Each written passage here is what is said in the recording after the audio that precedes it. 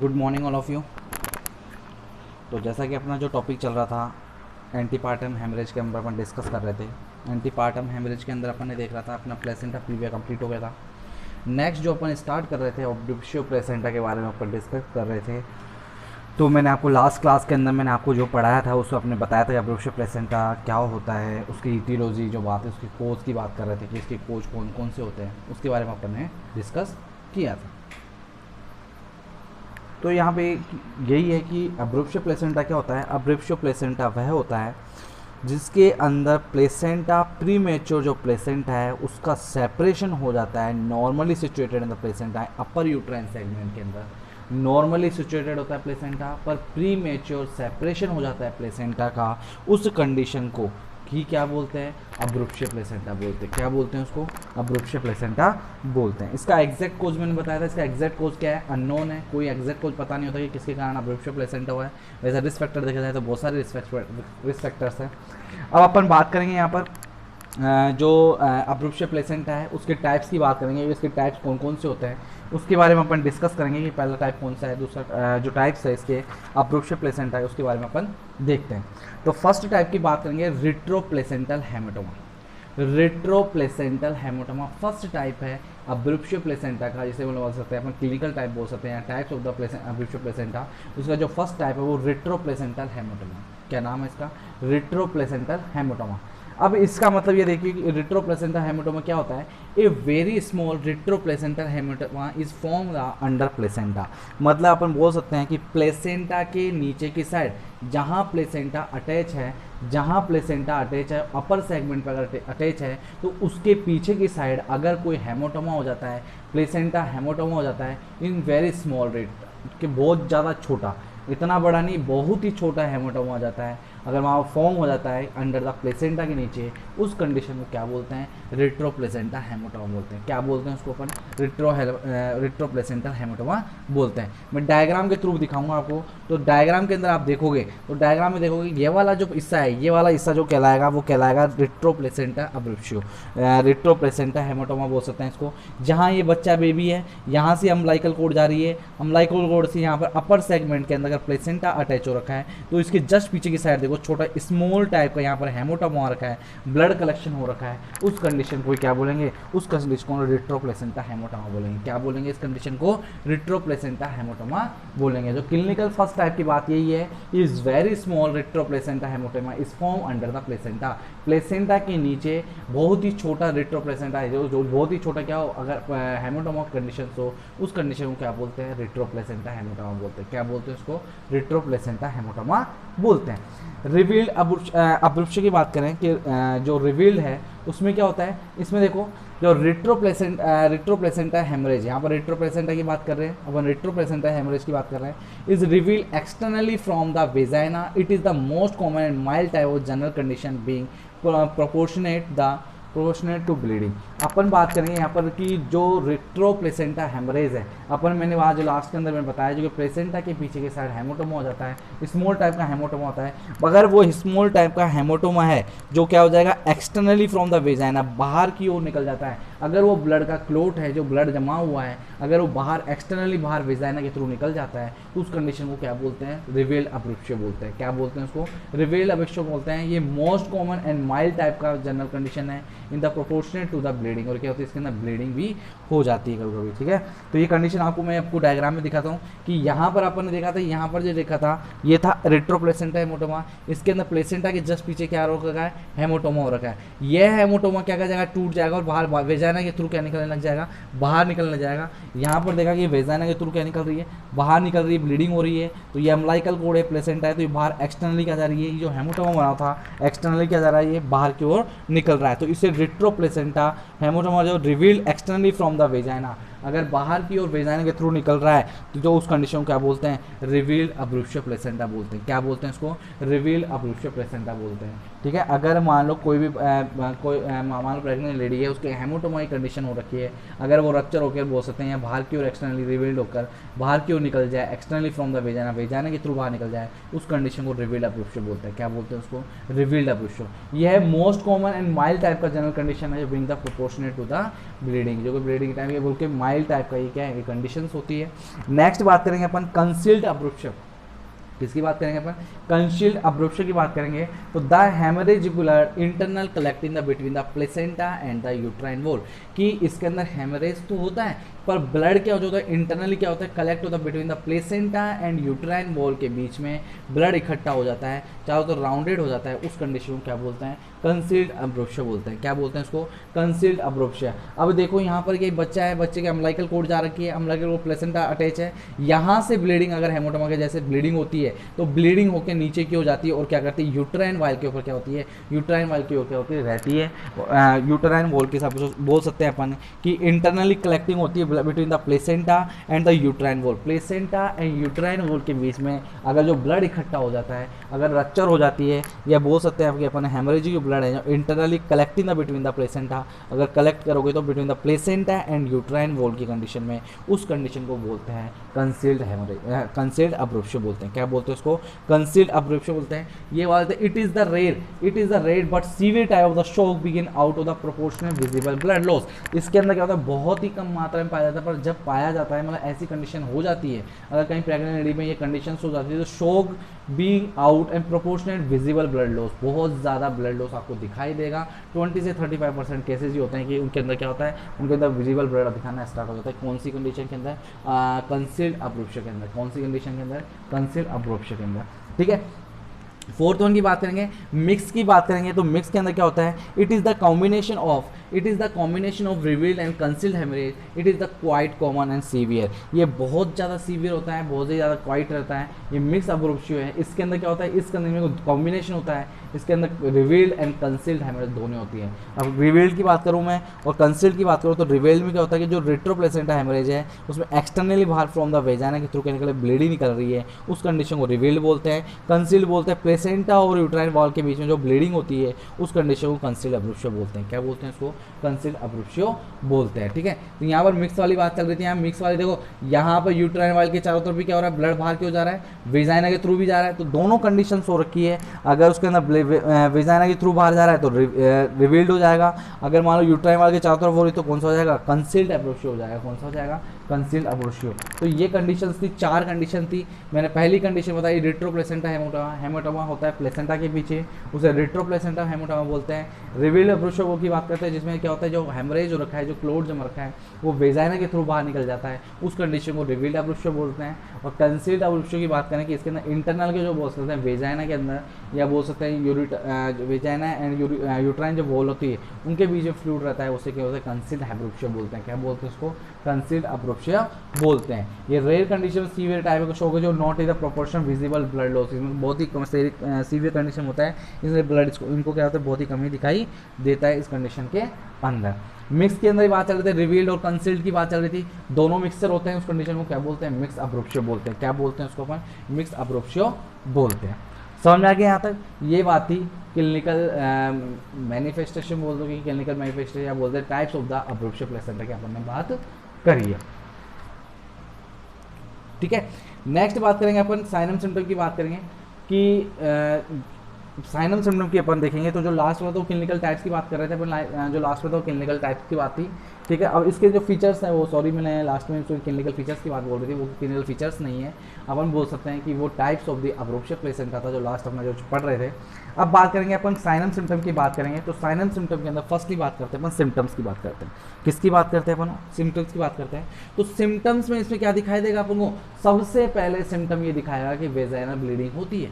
क्या होती है, वेजाइनल ब्लीडिंग होती है, पर यूजुअली स्लाइट होती है, कंटिन्यूस होती है, डार्क रेड कलर की होती है, सीवियर ब्लीडिंग होती है। कौन सी कंडीशन के अंदर, रिवील्ड टाइप ऑफ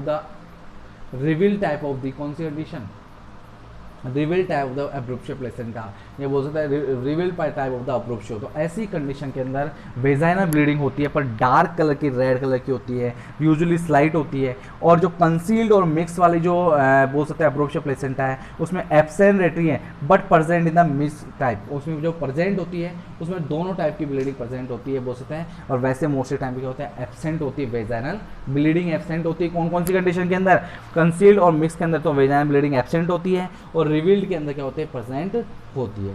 समझ में आ गया यहाँ तक, वेजाइनल ब्लीडिंग होती है। सेकंड वन है abdomen pain. Upper abdomen pain, अगर पेशेंट से पूछेंगे तो एब्डोमेन पेन वो बताएगा। तो no severe pain but discomfort है, कि अपन बात कर सकते हैं कि जो रिविल टाइप का जो प्लेसेंटा है, अब्रूप्शन प्लेसेंटा है, उसके अंदर एब्डोमेन पेन क्या होता है, एब्डोमेन पेन जो होता है वो सीवियर नहीं होता है, वो डिसकम्फर्टेबल फील करता है, वो उसके तरह बोलते हैं अपन बोल सकते हैं बहुत ज़्यादा अनकंफर्टेबल फील करता है उस कंडीशन के अंदर। और अपन बात करें कंसील्ड और मिक्स की बात करें कि जिसमें एब्डोमेन पेन होता है वो अक्यूट और एगोनाइजिंग पेन इज प्रेजेंट, इसमें बहुत ही अक्यूट लेवल पे पाया जाता है कि शॉर्ट टर्म के लिए पाया जाता है, शॉर्ट टर्म के लिए होता है एब्डोमेन पेन। तो उस कंडीशन के अंदर कौन सी कंडीशन के अंदर, कंसील्ड एंड मिक्स टाइप के अंदर। नेक्स्ट बात करेंगे अपन सिम्टम्स की बात करते हैं, past history of preeclampsia, essential hypertension, chronic renal failure, कि अगर कोई पास्ट हिस्ट्री में भी प्रेजेंट, इसमें क्या होता है रिवील्ड वाले में क्या होती है पीएफ चीज प्रेजेंट हो सकती है, और जो कंसील्ड और मिक्स है उसमें अगर प्रेजेंट होगा पर विद हायर करने, हायर बोल सकते हैं अपन विद द हायर इंसिडेंस, इसमें क्या होता है बहुत ज़्यादा चांसेस होते हैं हायर इंसिडेंस करने के। कौन सी कंडीशन के अंदर, मिक्स और बोल सकते हैं अपन कंसील्ड, और बोल सकते हैं अपन कंसील्ड के साथ रिवील्ड की बात, कंसील्ड और मिक्स जो होते हैं उसके अंदर बहुत ज़्यादा सीवियर कंडीशन होती है, प्रेजेंट होता है पर हाई इंसिडेंस के अंदर यूज होता है। और जो पास्ट हिस्ट्री प्रीक्लेम्शिया है उसमें मे भी प्रेजेंट भी हो सकता है रिवील के अंदर या नहीं भी हो सकता है। ठीक है, तो ये सिम्टम्स की बात थी। तो वेजाइनल ब्लीडिंग होती है, एब्डोमेन पेन होता है, past history eclampsia, essential hypertension, chronic renal failure की बात चलिए।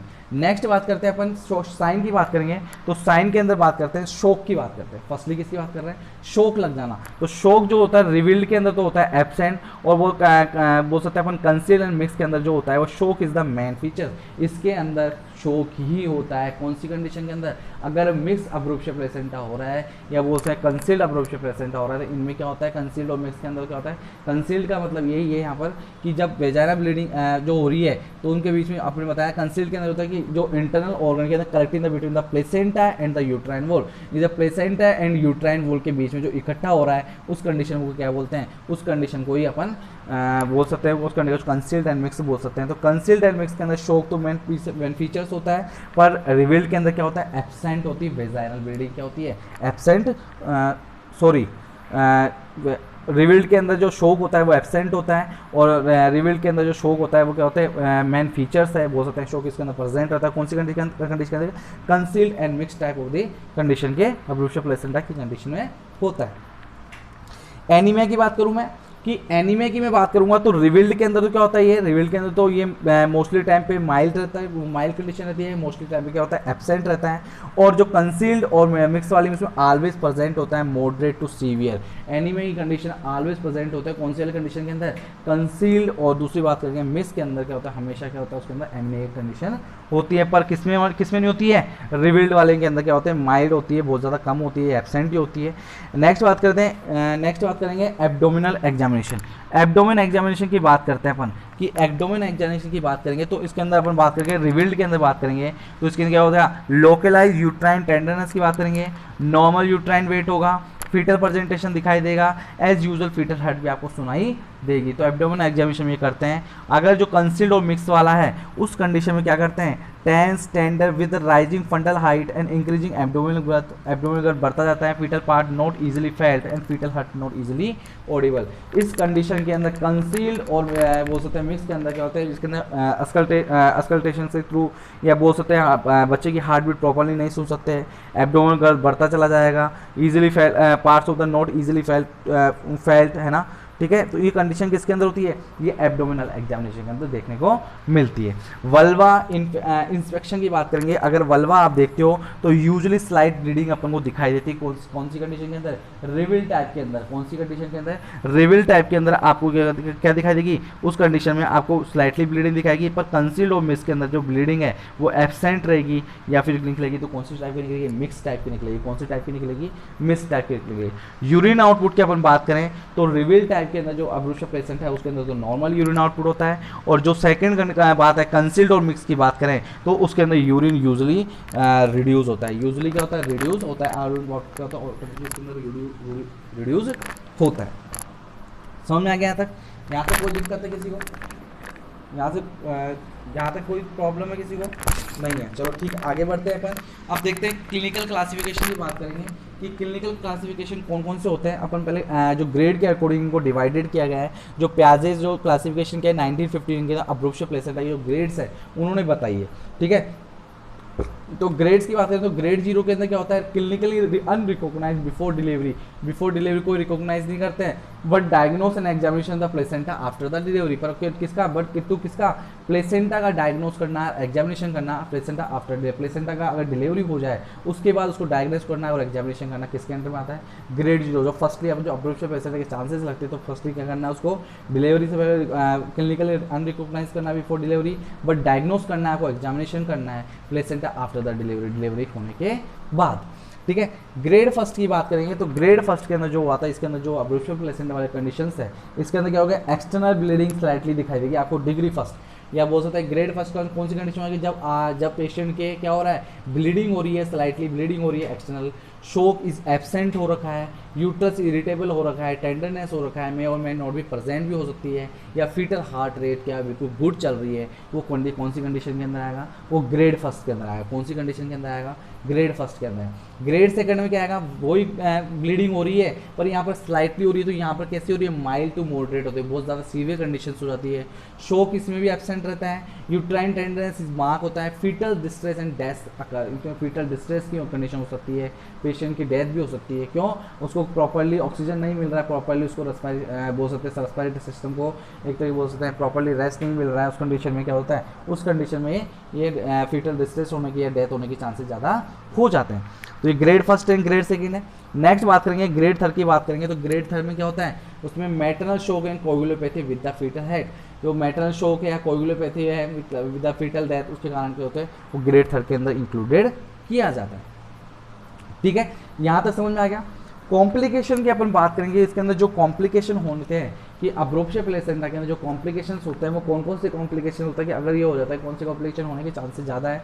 तो फर्स्टली बात करेंगे हेमरेजिक शोक, यहाँ पर तो बहुत इंपॉर्टेंट है हेमरेजिक शोक। अगर प्लेसेंटा के पीछे हेमरेज हो रहा है तो कंडीशन धीरे मैंने बताया था, कंसील्ड ओमिस के अंदर क्या होता है, बाहर की ओर निकालने की कोशिश करते हैं, तो बोल सकते हैं तो हेमरेजिक शोक होने के चांसेज है, शोक होने की चांस है, बहुत ज़्यादा ब्लड बाहर लॉस हो जाएगा, कंसील्ड और मिक्स के अंदर ब्लड लॉस बहुत ज़्यादा हो रहा है तो उसके कारण क्या होता है, शोक हो सकता है। पोस्टमार्टम हेमरेज होने के चांसेस है कि नहीं है, ऑब्वियसली बात है, अगर हेमरेज अगर डिलीवरी कराएंगे तो पोस्टमार्टम हेमरेज होने के चांसेस है कि नहीं है। क्लोट वहाँ पर फॉर्मेशन जब ब्लड का फॉर्मेशन हो रहा है तो वहाँ से बाहर निकाला जाएगा, उस कंडीशन से भी क्या हो सकता है, पीपीएच होने के चांसेस ज़्यादा हो सकते हैं। ओलिगोयूरिया एन्यूरिया, यूरिन आउटपुट क्या हो जाएगा, बहुत ज़्यादा ही कम हो जाएगा, एन्यूरिया नॉर्मल यूरिन, या बोल सकते हैं कि यूरिन आउटपुट बहुत कम हो जाएगा या फिर नॉर्मल कंडीशन में रहेगा। ठीक है, डिसेमिनेटेड इंट्रावेस्कुलर कोगुलेशन, ये मोस्ट कॉमन कॉज है जिसका डीआईसी का, डिसेमिनेटेड इंट्रावेस्कुलर कोगुलेशन। ठीक है, नेक्स्ट बात करेंगे प्यूपियोरल सेप्सिस, आफ्टर द डिलीवरी के बाद जो इन्फेक्शन हो रहा है उसको बचाने के लिए उसको जो कंडीशंस हो जाती है उसे क्या बोलते हैं, प्यूपियोरल सेप्सिस होता है, इन्फेक्शन होने के चांसेस ज़्यादा हो जाते हैं, मतलब कि अगर प्यूपियोरल सेप्सिस होने की ज़्यादा कंडीशन हो जाती है। एंड नेक्स्ट है शियान सिंड्रोम की बात करें तो ये प्रोट्यूटरी इस्चेमिया है जिसके कारण फेलियर ऑफ लैक्टेशन, जो लैक्टेशन है वो क्या हो जाएगा, बिल्कुल फेल हो जाएगा, एंड डेथ भी होने के चांसेस ज़्यादा हो सकते हैं। ये कॉम्प्लिकेशन है कि स्ट्रोक में चला जाए, पीपीएच कंडीशन हो जाए, ओलिगोयूरिया हो जाए, डीआईसी हो जाए, प्लूरल सेप्सिस हो जाए, इस शियान सिंड्रोम हो जाए, डेथ वाली कंडीशन हो जाए, ये किसके अंदर आती है, ये मैटरनल कॉम्प्लिकेशन के अंदर होता है। किसके अंदर होता है, ये मैटरनल कॉम्प्लिकेशन के अंदर होता है। नेक्स्ट बात करेंगे अपन कॉम्प्लिकेशन बात करते हैं अपन जो बात कर रहे थे कॉम्प्लिकेशन वो किसके अंदर बात करेंगे, अब्रोप्शन प्लेसेंटा की बात करें तो फीटल इमेच्योरिटी होने के चांसेस ज़्यादा है, मैच्योर प्रॉपर्ली होने के चांसेस कम होते हैं। एस्पाइक्सिया ड्यू टू द प्लेसेंटा अब्रोप्शन, अगर अब्रोप्शन प्लेसेंटा अब्रोप्शन तो उसके अंदर क्या हो जाएगा, जो एस्पाइक्सिया की कंडीशन कौन करेगा वो, इसके अंदर बोल सकते हैं कि एस्पेक्शिया की कंडीशन हो जाएगी, एस्पेक्शिया कंडीशन क्योंकि ड्यू टू द प्लेसेंटा अब्रूप्शो, अगर प्लेसेंटा अब्रूप्शो हो गया तो उस कंडीशन में एस्पेक्शिया होने के चांसेस ज़्यादा हो जाएंगे। Small for gestation age, gestation की बात करते हैं, बच्चा जो डिलीवर होने वाली जो नॉर्मल कंडीशंस होती है 37 वीक्स होती है, तो उससे पहले ही अगर मान लो डिलीवर होने के चांसेस होते हैं, स्मॉल गेस्टेशन है तो उसकी स्मॉल गेस्टेशन एज हो जाती है 34 के अंदर भी डिलीवर हो जाए, 35 के अंदर डिलीवर हो जाए, तो वो कंडीशन होने के चांसेस होती है।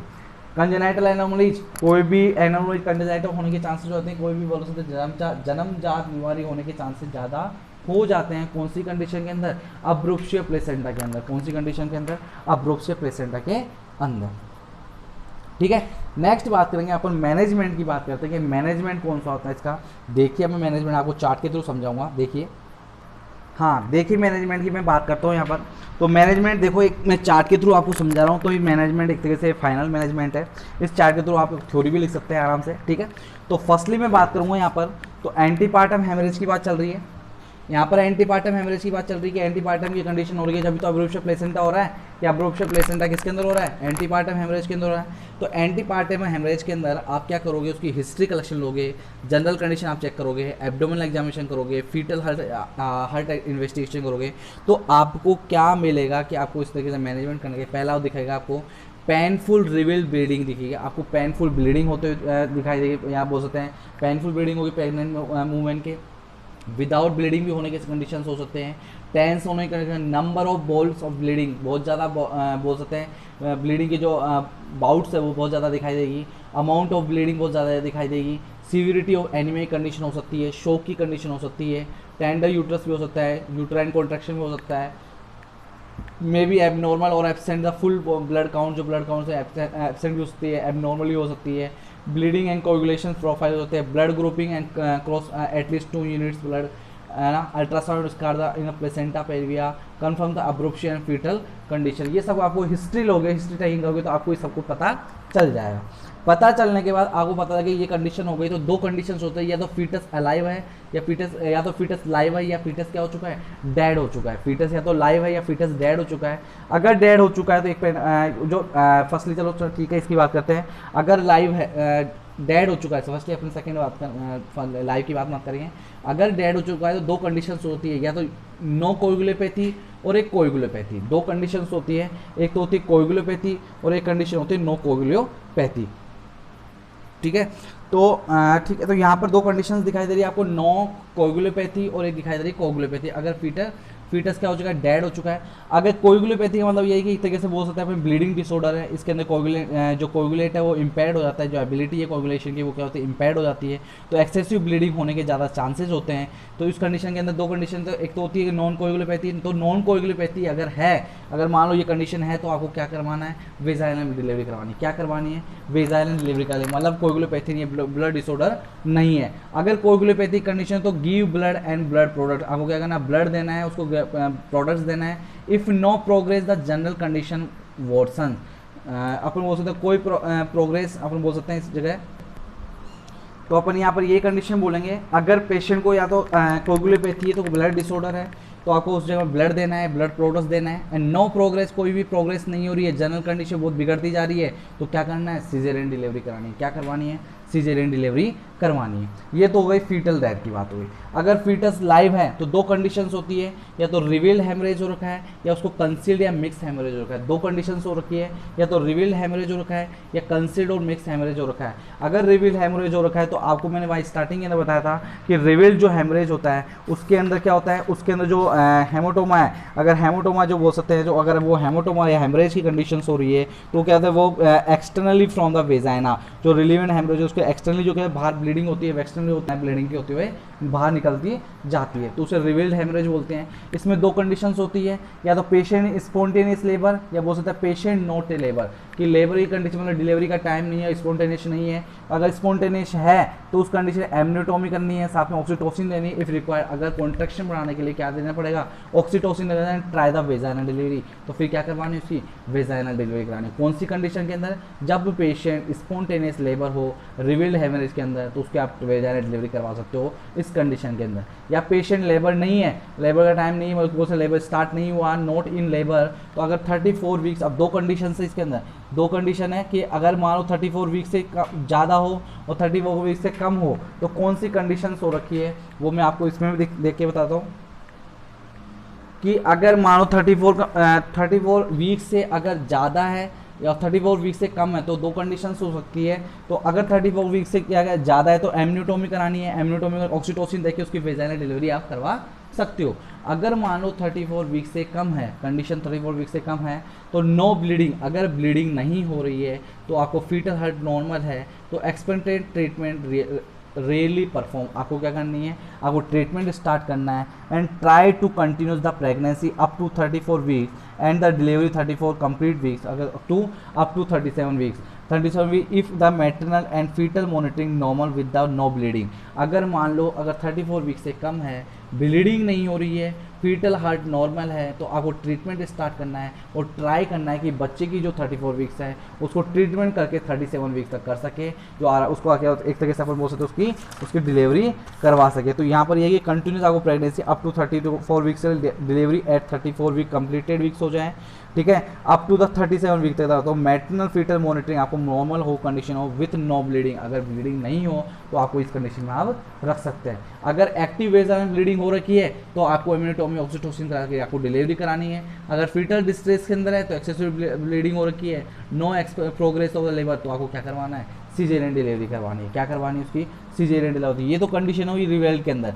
अब मैं बात करूँ कंसील्ड की बात करूँ या मिक्स टाइप की बात करूँ तो आपको अरेंज ब्लड करना है, क्योंकि ट्रांसफ्यूजन उसमें ब्लीडिंग बहुत ज़्यादा होती है, बाहर निकलती है। पीरियडिक कोगुलेशन प्रोफाइल कराना है, यूरिन आउटपुट चेक करना है, फीटल मॉनिटरिंग रखनी है आपको, ठीक है। दो कंडीशन होती है कि एम्यूनोटॉमी ऑक्सीटोसिन दे दिया, इसमें डिलीवरी करवा रहे हैं तो ऑक्सीटोसिन दोनों कंडीशन दिया, तो अगर satisfactory progress, no fetal distress हुआ तो वेजाइनल डिलीवरी करानी है।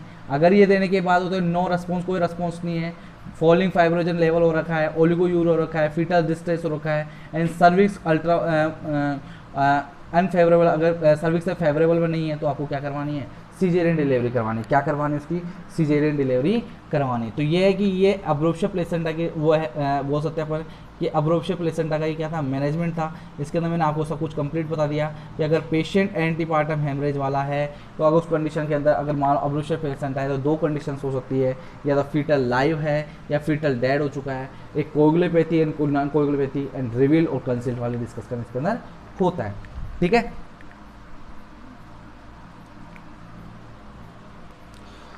ठीक है, तो ये आपका मैनेजमेंट मेरी तरफ से कंप्लीट हो गया है अब्रोप्शिया प्लेसेंटा का। तो इसके अंदर मैंने अब्रोप्शिया प्लेसेंटा में आपको डेफिनेशन बताई है, ईटियोलॉजी के बारे में बता दिया, क्लिनिकल टाइप्स के बारे में डिस्कस कर लिए, क्लिनिकल फीचर्स के बारे में बात कर ली, उसके ग्रेड्स के बारे में बात कर लिया, ठीक है। उसकी कॉम्प्लिकेशंस थे, साइन एंड सिम्टम के बारे में देख लिए अपन ने, ठीक है। और उसके मैनेजमेंट थे, वो चार्ट मैंने बताया, वो चार्ट आपके अच्छे से समझिए उस चार्ट को, उस चार्ट के थ्रू आप ओवरऑल उसकी थ्योरी ले सकते हो मैनेजमेंट के अंदर।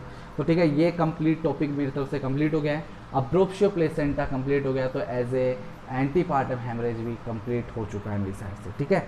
तो आपका एंटीपार्टम हेमरेज मेरी साइड से कंप्लीट हो गया है। नेक्स्ट अपन कल से जो स्टार्ट करेंगे टॉपिक वो लेवल स्टार्ट करेंगे, थोड़ा ब्रॉड टॉपिक है, थोड़ा लंबा चलेगा उसका, ठीक है। तो बहुत अच्छा मैं कोशिश करूँगा उसका अच्छा पढ़ाने की कोशिश करूँगा, तो आप उसको अच्छे से समझिए, ठीक है। आप भी कोऑपरेट करिए, कोऑर्डिनेट करिए तो आपको समझ में आएगा थोड़ा सा, ठीक है। आपको नोट जो लिख रहे हैं वो कंटिन्यूस नोट्स लिखते रहिए, समझते रहिए। आज के लिए इतना ही है, thank you so much. So I will be tomorrow start the topic labor.